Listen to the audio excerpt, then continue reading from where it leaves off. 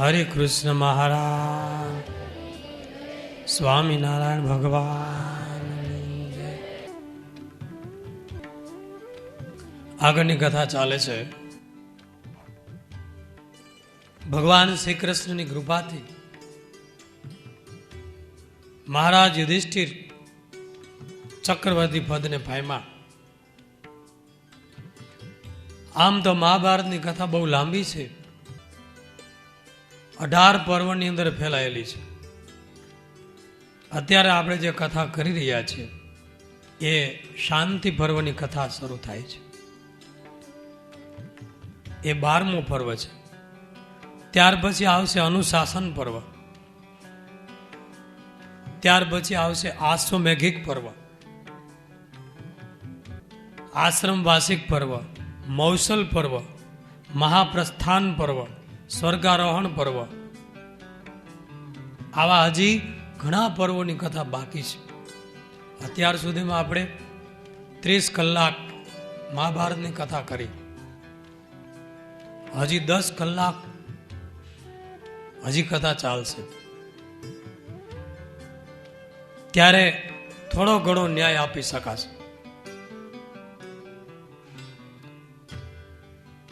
ભીષ્મ દાદા યુધિષ્ઠિરને જે રાજનીતિ, કેવી રીતે રાજ્ય ચલાવવું, એના સચોટ જે જ્ઞાન આપે છે એનું નામ છે શાંતિ પર્વ, અનુશાસન પર્વ.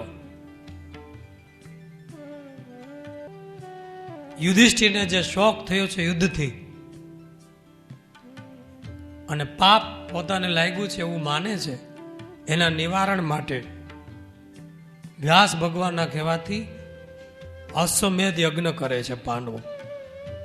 એનું વર્ણન છે આશ્વમેઘિક પર્વમાં, જેમાં અર્જુન દિગ્વિજય કરે છે, તમામ રાજાઓને જીતે છે, ધન લાવે છે. એમાં અનેક યુદ્ધોની કથાઓ પણ છે.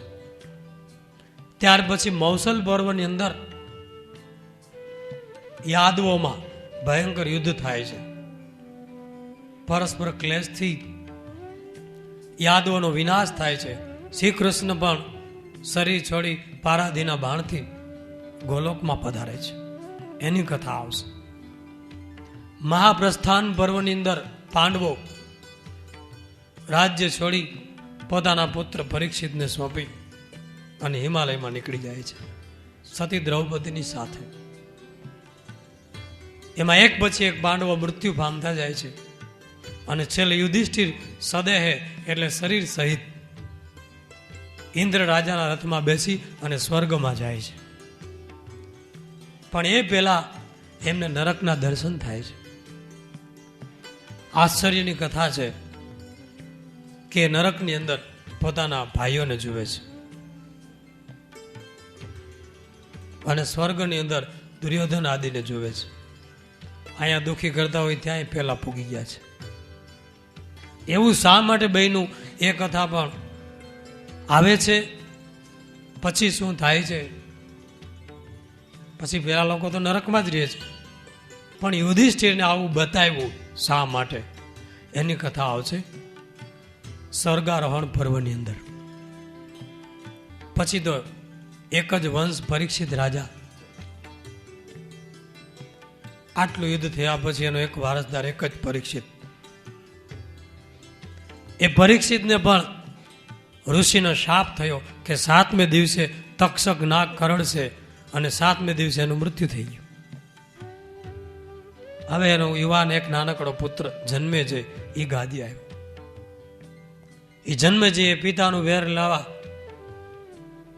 સર્પો, દુનિયાના ત્રિલોકીના સર્પોને મારી નાખવા માટે એક મહાન યજ્ઞ કર્યો, જેનું નામ છે સર્પ યજ્ઞ. જેમાં મંત્રના બળથી તમામ સર્પો ખેંચી અને હોમ કરેલો છે. એની એક કથા છે મોટી. એ કથા પણ આગળ આવશે. ટૂંકમાં હજી આ બધી કથાઓ ટૂંકમાં કરીએ તો પણ 10 કલાક હજી ચાલે, જે આગળ કહેવામાં આવશે. તો અહીંયા આપણે શાંતિ પર્વ, ભગવાન કૃષ્ણ યુધિષ્ઠિરનું રાજ્ય એમને સોંપી અને એક વખત હસ્તિનાપુરમાં જ યુધિષ્ઠિરના મહેલમાં જ બેઠા છે. બીજે દિવસે શાંત શિલા જેવી અવસ્થા, નિર્નિમેષ દ્રષ્ટિ, શરીરમાંથી તેજ નીકળતું હતું. આવા મૂર્તિ સ્વરૂપ જાણે શ્રી કૃષ્ણ હોય એવા યુધિષ્ઠિરે જોયા. એટલે યુધિષ્ઠિર પૂછવા માંડ્યા, હે પ્રભુ, આજે આમ આપનું સ્વરૂપ આવું મને કેમ ભાસે છે? ત્યારે શ્રી કૃષ્ણ કહે છે, હે યુધિષ્ઠિર, મારું મન બીજે પહોંચી ગયું છે. ક્યાં પ્રભુ? તો કે રણ મેદાનમાં બાણ સયા ઉપર પોઢેલા ભીષ્મ પિતા પાસે. મારું મન એને ખેંચી લીધું છે. એ ભીષ્મ અત્યારે મારું ધ્યાન કરે છે. એના શરીર છોડવાની રાહ જોઈ રહ્યા છે. ઉત્તરાયણનો સૂર્ય થાય ત્યારે શરીર છોડી અને સ્વર્ગમાં જઈ શકશે. ઈચ્છા મૃત્યુને વરેલા ભીષ્મ હવે મારા દર્શનને ઈચ્છે છે. હવે શરીર છોડશે. માટે હે યુધિષ્ઠિર, તમે 5 પાંડવો મારી સાથે ચાલો. કારણ કે ભીષ્મ, એની શક્તિ, એનું જ્ઞાન, એનો ધર્મ, એની સુરવીરતા, એની તુલનામાં આ પૃથ્વીમાં કોઈ નથી. એ ભીષ્મ પરશુરામના શિષ્ય, બાણના ટંકારથી ધરતીને ધ્રુજાવી દે. એ ભીષ્મ અખંડ બ્રહ્મચારી, ગંગા દેવીના પુત્ર. અત્યારે ભીષ્મ મારું ધ્યાન કરી રહ્યા છે. એણે પોતાનું મન મારામાં લગાડી દીધું છે. યુધિષ્ઠિર, તમે ત્યાં ચાલો અને એ ભીષ્મ દાદા ની પાસેથી આ રાજ્ય કેમ ચલાવવું, રાજાએ કેવી રીતે વર્તવું, કેવી રીતે પૃથ્વીનું પાલન કરવું, એ બધું જ્ઞાન અને બીજા પણ શાસ્ત્રોનું, પુરાણોનું, વેદોનું બધું જ્ઞાન તમને ભીષ્મ પિતા આપશે. અને એ જો ધરતી ઉપરથી વિદાય લઈ લેશે ત્યારે સમજો હે યુધિષ્ઠિર, આ ધરતી ઉપરથી જ્ઞાનનો સૂર્ય આથમી જશે. એવા ભીષ્મ પિતા. ચાલો યુધિષ્ઠિર. હા પ્રભુ. આ બાજુ ભીષ્મ દાદા શ્રી કૃષ્ણની સ્તુતિ કરે છે. યુધિષ્ઠિર ભગવાન કૃષ્ણ રથ તૈયાર કરી ભીષ્મપાદ દાદાની પાસે જાય છે. રસ્તામાં કુરુક્ષેત્રનું મેદાન આવ્યું. એ કુરુક્ષેત્રમાં જ દૂર એક આશ્રમ અને ત્યાં 5 મોટા મોટા કુંડ જોયા. યુધિષ્ઠિરે ભગવાન શ્રી કૃષ્ણને પૂછ્યું, આ કુંડ શું છે, આશ્રમ શું છે અહીંયા? આની કોઈ કથા? તો અહીંયા પરશુરામ, એમના પિતા જમદગ્નિ ઋષિ રહેતા હતા જંગલમાં. અને આ કુંડ પરશુરામે તમામ ક્ષત્રિય રાજાઓને કાપી અને આ 5 કુંડ આખા લોહીના ભરેલા, માથાઓ કાપી કાપી અને પહાડ જેવા ઢગલા કરેલા. યુધિષ્ઠિર કે મહારાજ આવું કેમ? આ તો પાપ કહેવાય. આવું કેમ પરશુરામે કર્યું? અને પરશુરામ તો હંસા અવતાર છે, આવેશ અવતાર છે. તો કે પરશુરામ એ અધર્મી ક્ષત્રિયોના નાશ માટે આ ધરતી ઉપર ફેર્યા. મૂળ નામ એનું રામ હતું, પણ તો પરશુ રાખતા એટલે એનું નામ પડ્યું પરશુરામ. એના પિતા પાસે કામધેનુ ગાય. સહસ્ત્રાર્જુન રાજા આશ્રમમાં આવ્યા. કામધેનુ ગાય સંકલ્પથી અનેક પ્રકારની વસ્તુઓને સામગ્રી ઉત્પન્ન કરી શકે. એ સહસ્ત્રાર્જુન રાજાએ જોયું એટલે ગાયની માગણી કરી કે આ ગાય તો રાજ્યમાં શોભે. ના પાડી એટલે બળપૂર્વક ગાય વાસરડા સહિત એ રાજા ઉપાડી ગયો છે. ઋષિ અને ઋષિપત્ની રડતા હતા. પરશુરામ વનમાંથી આવ્યા, રણવાનું કારણ પૂછ્યું કે રાજા અમારી ગાય લઈ ગયા છે. પરશુરામ પોતાનો કુહાડો, 52 મણનો તો કુહાડો રાખતા.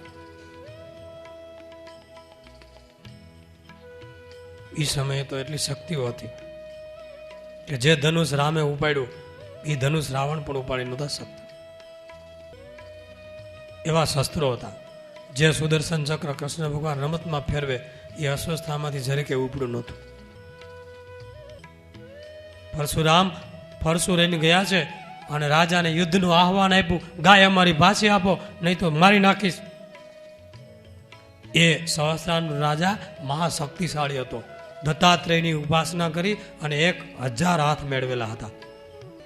ઈચ્છા પડે ત્યારે યુદ્ધમાં 1000 હાથ એને પ્રગટ થતા હતા. અને અગ્નિદેવને પ્રસન્ન કરવા માટે એને જંગલોના જંગલો બાળી નાખ્યા હતા. ત્યારે એક ઋષિનો આશ્રમ બળી ગયો. ઋષિએ શાપ આપેલો, હે રાજા, તને તારા 1000 હાથનું અભિમાન છે, તારા 1000 હાથ એકવાર યુદ્ધમાં એક જ વ્યક્તિ કાપી નાખશે.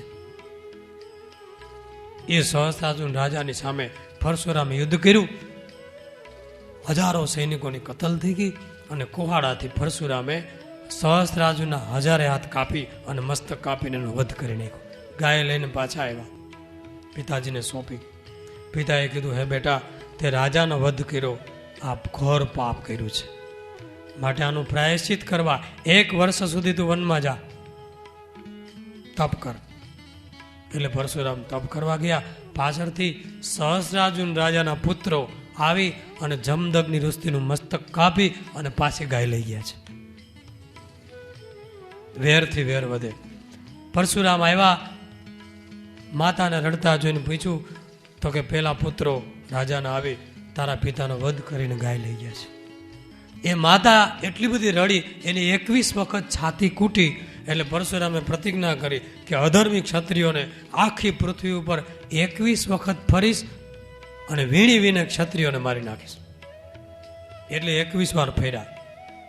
કુવાડો લઈને પૂછે, કેવા છો? તો કે ક્ષત્રિય. એક જ મારે ઉડાડી દે માથું. કેવા છો? તો કે ક્ષત્રિય. ઉડાડી દે માથું. 21 વખત આખી ધરતીમાં ફર્યા. અને એ પરશુરામે પછી તો સહસ્ત્રાર્જુનના 1000 પુત્રોને મારી નાખ્યા. ગાય લાવ્યા, પછી ધરતી ઉપર ફરી બધાના માથા કાપી, કુરુક્ષેત્રના મેદાનમાં ઢગલો કર્યો અને મોટા મોટા 5 કુંડ લોહીના ભર્યા. અને પછી એવી જાહેરાત કરી, આ કુંડમાં જે સ્નાન કરે એનું કલ્યાણ, આ લોહીની અંદર નાય એનું કલ્યાણ. તો ભગવાનનો અવતાર, એ તો જે કહે તે સત્ય હોય. ભગવાન શ્રી કૃષ્ણ યુધિષ્ઠિરને આ કથા સંભળાવી અને આગળ ચાલે છે. ભીષ્મ પાસે જઈ રહ્યા છે. ભીષ્મ દાદાની પાસે આવે છે. એ વખતે ભીષ્મ દાદા બાણ શૈયા ઉપર સૂતા છે. શરીર હાડકાનો માળો લોહી નીકળી ગયું છે. અને એ વખતે હજારો ઋષિઓ ભીષ્મ દાદા શરીર છોડવાના છે એવી જાણ થતા આવી ગયા છે. સમગ્ર ભારતના મહાન ઋષિઓ, ઋષિ નારદ હતા, દેવર્ષિ ભગવાન વેદવ્યાસ હતા, દેવલ ઋષિ હતા, માર્કંડેય ઋષિ હતા, પુલસ્ય ઋષિ હતા, મરીચી ઋષિ હતા, ક્રતુ ઋષિ હતા, ભૃગુ ઋષિ હતા, પુલહ ઋષિ હતા. આવા અનેક ઋષિઓ આવીને ભીષ્મ દાદાની પાસે ઉભા છે. ભીષ્મ દાદા કોઈ સામાન્ય નથી. ભગવાન કૃષ્ણ આવ્યા એટલે ભીષ્મ દાદાએ આંખો ખોલી છે, દર્શન કર્યા છે. શ્રી કૃષ્ણ એમની પાસે ગયા છે. 5 પાંડવો પણ દૂર ઊભા છે. ભગવાન કહે છે, હે દાદા, હે ભીષ્મ, તમને આ બાણ શરીરમાં લાગ્યા છે એટલે બહુ પીડા થતી હશે. ત્યારે ભીષ્મ કહે છે, હે પ્રભુ, તમારા દર્શનથી એ પીડા હવે દૂર થઈ ગઈ છે. તો હે ભીષ્મ, તમે શરીર છોડો એ પહેલા આ યુધિષ્ઠિરને કેવી રીતે રાજ્ય ચલાવવું એનો કંઈક ઉપદેશ આપો. પછી તમે જતા તમારો આ જ્ઞાનનો સૂર્ય અસ્ત થઈ જશે. ભીષ્મ દાદા કે, હે શ્રી કૃષ્ણ, મારા શરીરમાં કોઈ શક્તિ રહી નથી. હું માંડ બોલી શકું છું. મારા શરીરના એક એક બાણ, એની પીડા એ અસહ્ય થઈ રહી છે. ભૂખ અને તરસથી વ્યાકુળ છું. હું આટલા દિવસથી કંઈ ખાઈ પી શક્યો નથી. મારી બુદ્ધિ, મારી યાદ શક્તિ, સ્મૃતિઓ ગાયબ થઈ ગઈ છે. કારણ કે ભીષ્મ દાદા 58 દિવસ બાણશૈયા ઉપર રહેલા છે. યુદ્ધ પછી 58 દિવસ શરીર ટકાવી રાખ્યું છે. હે કૃષ્ણ, હું શું યુધિષ્ઠિરને જ્ઞાન આપું? તમે ગુરુ છો, તમે પ્રભુ છો, તમે એને કહો. ત્યારે ભગવાન કૃષ્ણ હસતા કહે છે, હે ભીષ્મ, હું વરદાન આપું છું કે તમારું શરીર, તમારી પીડા ગુમ થાય, તમારું શરીરનો રોગ દૂર થઈ જાય, તમારી ભૂખ અને તરસ દૂર થઈ જાય, તમારી બુદ્ધિ સતેજ થાય, તમને તમારા જ્ઞાન શાસ્ત્રનો બુદ્ધિમાં પ્રકાશ થાય. અને એ જ વખતે ભીષ્મની પીડા દૂર થઈ ગઈ, બુદ્ધિ સતેજ થઈ, બધા શાસ્ત્રોનું જ્ઞાન, ભૂત ભવિષ્ય વર્તમાન તમામ જ્ઞાન એની સામે નજરે તરવરવા માંડ્યું. અને એ વખતે આકાશમાં દેવતાઓના દુંદુભી વાગ્યા, પુષ્પની વૃષ્ટિ થઈ. ભગવાને કીધું, હે ભીષ્મ, હું તમારો મહિમા વિસ્તારવા માંગુ છું. તમારા જ્ઞારા આ જે જ્ઞાન છે એ પૃથ્વી ઉપર અવિચળ રહેશે અને યુગો સુધી રાજાઓ તથા પ્રજાને માર્ગદર્શન રૂપ થશે. માટે તમે યુધિષ્ઠિરને અને પાંડવોને ઉપદેશ આપો. આ યુધિષ્ઠિરને તમારી નજીક આવતા સંકોચ થાય છે, કારણ કે એને યુદ્ધ કર્યું છે, પોતાને પાપી માને છે. ત્યારે યુધિષ્ઠિર ડરતા હતા કે મારા દાદાની સામે કેમ જાવું. ત્યારે ભીષ્મ સુધા કહે છે, હે યુધિષ્ઠિર, ડરો નહીં, આવો મારી પાસે આવો. હે પાંડવો, તમે મારા પુત્ર છો, સંકોચ ન રાખો. ત્યારે યુધિષ્ઠિર રડી પડ્યા, હે દાદા, મેં મારે લીધે આ ઘોર પાપ કર્યા છે. મારે રાજા બનવું હતું એટલે મેં આ યુદ્ધો કરાવ્યા ને. તમારા એક એક રૂવાડે બાણ લાગ્યા છે, એનું હું જ કારણ છું. મેં જ તમને મરાવ્યા, દ્રોણાચાર્યને મરાવ્યા, સગા ભાઈ કર્ણને મરાવ્યો, અને દુર્યોધન આદિ એ પણ અમારા ભાઈઓ જ ને. ધિકાર છે મને, મેં ઘોર પાપ કર્યા. ત્યારે યુધિષ્ઠિર કહે છે, ભીષ્મ દાદા કે, હે યુધિષ્ઠિર, તમે સાંભળી લો, રાજાનો ધર્મ છે, ક્ષત્રિયનો ધર્મ છે, અધર્મીઓ, અસત્ય તરફ રહેનારા તમામનો વધ કરવો. શાસ્ત્રમાં કીધું છે, હે યુધિષ્ઠિર, કે અધર્મી, પાપી, આતતાઈઓ અને એના પક્ષમાં રહેનારા એ તમામનો વધ કરવો એ ક્ષત્રિયનો ઊંચામાં મોટો ધર્મ છે. તમે એ ધર્મ આચરણ કર્યો છે, અને આવું યુદ્ધ કરતા થકા કદાચ લોહીની નદીઓ ચાલે તો પણ એ ક્ષત્રિય રાજાને સ્વર્ગ મળે છે, એને નરક નથી મળતું. તમે એ કર્યું છે, માટે તમે સંકોચ રાખોમાં. અને અમારું મૃત્યુ કે દ્રોણનું મૃત્યુ એનું તમે કારણ નથી. કોઈ કોઈનું મૃત્યુ કરી શકતું નથી. એ રાજા, પોતપોતાના કર્મ જ પોતાના મૃત્યુનું કારણ બની જાય છે. અને આ સંબંધમાં મહારાજ, હે યુધિષ્ઠિર, હું તમને એક કથા સંભળાવું છું કે ગૌતમી નામે એક બ્રાહ્મણી વૃદ્ધ સ્ત્રી હતી, વનમાં રહેતી હતી. એને એક પુત્ર હતો, પુત્ર એને બહુ વાલો. એ વનમાં ફૂલ વીણવા કે વનમાં ફરવા જતા એક ભયંકર ઝેરી નાગ એ પુત્રની પાછળ પડ્યો અને એને કરડ્યો. એકના એક દીકરાનું સર્પદંશથી મૃત્યુ થયું. એ બ્રાહ્મણી કલ્પાન કરવા લાગી, રડવા લાગી, પોકાર કરવા લાગી, મારો એકનો એક પુત્ર મર્યો. અને એ વખતે એક શિકારી જંગલમાં નીકળ્યો, પારાથી. એ સર્પને જોયો એટલે શિકારીએ સર્પને પકડી લીધો, હાથમાં લઈ લીધો અને પેલી બ્રાહ્મણીની પાસે આવ્યો. રડતી બ્રાહ્મણીને કહે છે, હે બ્રાહ્મણી, આ દુષ્ટ સર્પે તારા પુત્રને દંશ દીધો છે, માટે તું કે એના રાયરા જેવા ટુકડા કરી નાખું. એમ કરીને પોતાનો છરો, તલવાર લીધી અને સર્પને મારવા તૈયાર થયો. પેલી બ્રાહ્મણી કહે છે, હે શિકારી, એ સર્પને મારતો નહીં, કારણ એને મારવાથી કાંઈ મારો પુત્ર તો જીવતો નહીં થાય, ઉલટાનો એક હત્યા થશે અને એનું પાપ મારે લેવાનું, માટે એને મારમાં. શિકારી કે આને માર્યા વગર ન છોડાય, કારણ કે આ ઝેરી ભયંકર સર્પ આને છોડીશ તો બીજાને કરડશે, ત્રીજાને કરડશે. આ સર્પ કેટલાનો જીવ લેશે, માટે એને મારી જ નાખું છું, ભલે તું ના પાડે. એમ જ્યાં તૈયાર થયો ત્યારે સર્પ મનુષ્ય વાણીમાં બોલ્યો છે, હે શિકારી, તું મને મારીશ નહીં. હું આ પુત્રનો મૃત્યુનું કારણ નથી. મેં આને માર્યો નથી તો કોણે માર્યો છે? મને મૃત્યુના દેવે પ્રેરણા કરી મૃત્યુએ, એટલે હું આને ડંખ માર્યો છે.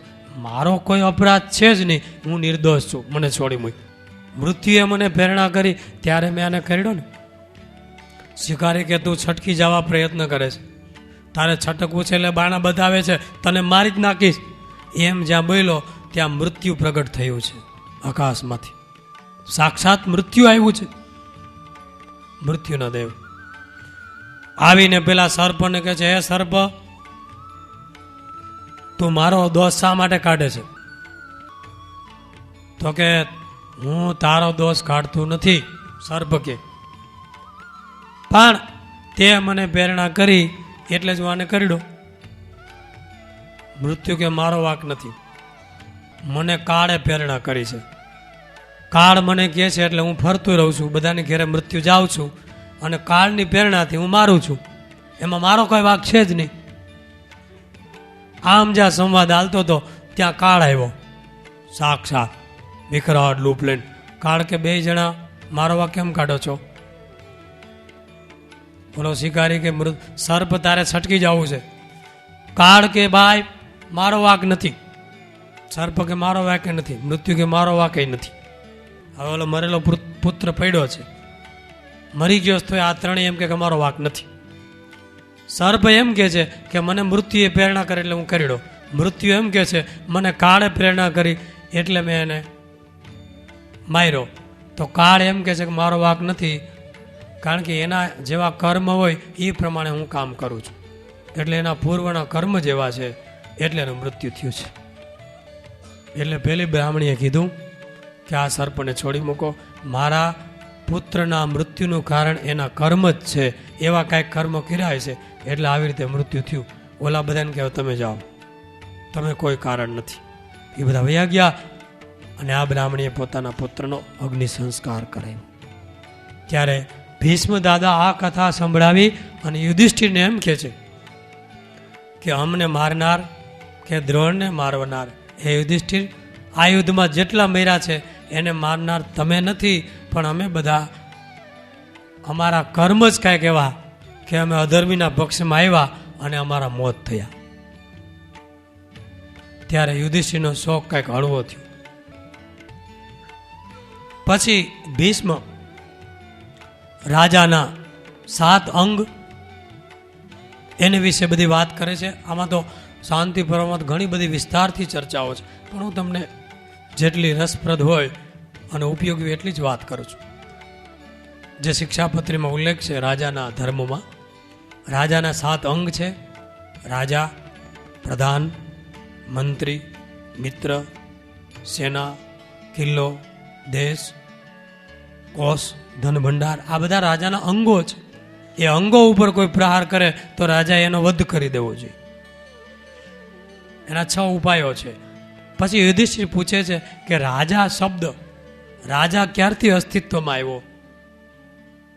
આ ધરતી ઉપર રાજાની શરૂઆત કેમ થઈ? જાણવા જેવી વાત છે. ત્યારે ભીષ્મ કહે છે, હે યુધિષ્ઠિર, પૂર્વે બ્રહ્માએ જ્યારે સૃષ્ટિ કરી ત્યારે પ્રજા પોતપોતાના ધર્મમાં રહેતી હતી, વેદ પ્રમાણે. કોઈ રાજા, કોઈ લીડર, કોઈ હતું જ નહીં. પ્રજા નિયમિત હતી.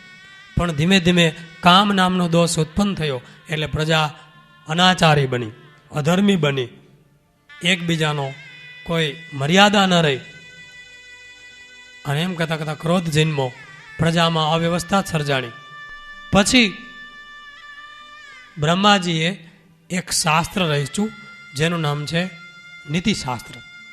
એ નીતિશાસ્ત્ર આગળ જતાં દંડશાસ્ત્ર એવું નામ ધારણ કર્યું. પછી બ્રહ્માજીએ એ જુદા જુદા પરંપરામાં આપ્યું. અને ત્યાર પછી ભગવાને રાજા એટલે કે પ્રજાનો નાયક નિમણૂક કર્યો. પ્રથમ પૃથુ રાજાથી આ પરંપરા શરૂ થઈ છે. એ પહેલાં હતા 2 રાજાઓ, પણ મુખ્ય પૃથુ રાજા. અને એને આ દંડશાસ્ત્ર આપ્યું અને બધાને અધર્મીઓને સજા કરવાનું વચન આપ્યું. રાજાનું વર્તન મોર સમાન હોવું જોઈએ. રાજા વર્ણાશ્રમ વગેરે ધર્મ કેવી રીતે રાખવા જોઈએ એ બધી વાત કરી. અને યુધિષ્ઠિર કહે છે, હે મહારાજ, સંધિ કરવી હોય કે વિગ્રહ કરવો હોય કે કોઈ દુશ્મનો ચડાઈ કરે ત્યારે મારે કેવી રીતે વર્તવું, કારણ કે મારું રાજ્ય સમગ્ર પૃથ્વીમાં છે. અને એક સાથે ઝાઝા દુશ્મનનો હુમલો કરે, આ આપણે પણ જાણવા જેવું છે. એક સાથે ઝાઝા દુશ્મનો હુમલો કરે ત્યારે અમારે શું કરવું રાજાએ? ત્યારે ભીષ્મ પિતા એમને એક કથા સંભળાવે છે. શાંતિ પર્વ આખો સુંદર નાની નાની કથાઓથી ભરેલો પડ્યો છે, જેને વાર્તા કહી શકાય. પશુ પક્ષીઓની વાર્તાઓ છે. એના દ્વારા એવો સુંદર બોધ આપ્યો છે કે જે પંચતંત્ર દ્વારા પણ અમુક જગ્યાએ બોધ ઘણી જગ્યાએ મળે છે આપણને. હે યુધિષ્ઠિર, એક પલિત નામનો ઉંદર હતો. તે જંગલમાં રહેતો. એક મોટું વૃક્ષ, એના થડમાં એણે દર બનાવેલું. દરમાં પણ ઘણા કાણા અને ખૂબ આનંદ કિલોલથી રહેતો હતો. અને એ જ વૃક્ષ ઉપર એક જંગલી બિલાડો પણ રહેતો હતો. એ બિલાડો પક્ષીઓનો આહાર કરે, મારે અને ત્યાં રહે. અને ઉંદર આ દર મારી. એક વખત એ બિલાડો જંગલમાં શિકાર કરવા જતો હતો. એમાં એક પારાધી આવ્યો, બિલાડાને પકડી લીધો. પકડીને જાળમાં બાંધી અને પછી બીજો શિકાર કરવા નીકળી ગયો. ત્યાં બાંધીને એક વૃક્ષને થળીએ બાંધી દીધું. ઉંદર દરમાંથી બહાર નીકળ્યો અને રમતો રમતો કૂદતો કૂદતો ઉંદર જંગલમાં આગળ ગયો. ત્યાં બિલાડાને બાંધેલો જોયો એટલે ઉંદર ખુશ થઈ ગયો, કારણ કે બિલાડાનો દુશ્મન ને મિકી માઉસ. ખુશ થઈ ગયો, કૂદવા માંડ્યો, આનંદમાં નાચવા માંડ્યો. એ જ લાગનો છે. મને બહુ દુઃખી કરે છે, મને બહુ ડરાવે. જન્મથી મારો દુશ્મન. એમ જ્યાં ઉંદર વિચારતો હતો ને, ત્યાં આ મેરી નજર ગઈ. ત્યાં એક નોળિયો ટાપીને બેઠો હતો ઉંદર ઉપર. ઉંદરના તો હાજા કગડી ગયા. નોળિયો ટાપીને બેઠો છે. હવે મને મૂકશે નહીં. નોળિયો ઉંદરને જોયું એટલે પકડી જ લે, છટકી ન શકે. ઉંદરે જોયું હવે શું કરું. ઉપર જોયું ત્યાં વૃક્ષ ઉપર એક ઘોડ આવી ગયું. એની નજરે ઉંદર ઉપર. આ બાજુથી પારાથી આવવાની તૈયારી. ઝાઝા શત્રુઓથી ઉંદર ઘેરાઈ ગયો. નોળિયો વૃક્ષો પર ઘુવાળ ડરી ગયો. અને આ બાજુ બિલાડો બંધનમાં હતો, પણ છૂટો થાય તો ઉંદરને તો ન જ મૂકે. ઉંદરે વિચાર્યું હવે શું કરવું. પછી એને યાદ આવ્યું કે ઝાઝા શત્રુઓથી ઘેરાઈ જઈએ ત્યારે શું કરવું જોઈએ. એટલે શત્રુ સાથે પણ સંધિ કરવી જોઈએ કે જ્યાં અનુકૂળતા હોય. એટલે બિલાડા પાસે જઈ થોડે દૂર રહી અને ઉંદર કહેવા લાગ્યો, હે બિલાડા. એ બિલાડાનું નામ હતું લોમસ.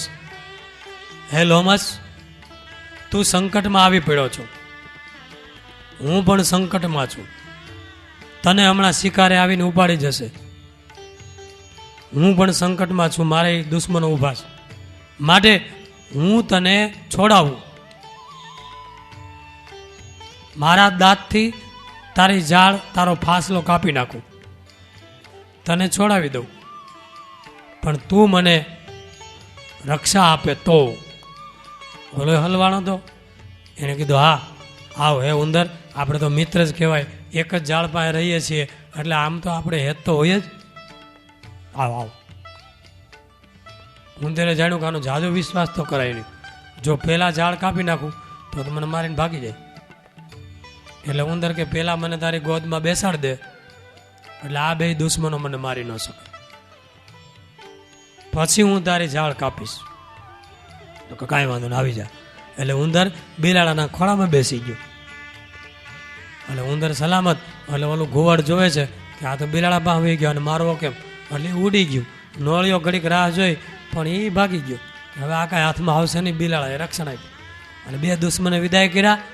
પછી ઉંદર એની ગોદમાંથી બહાર આવ્યો.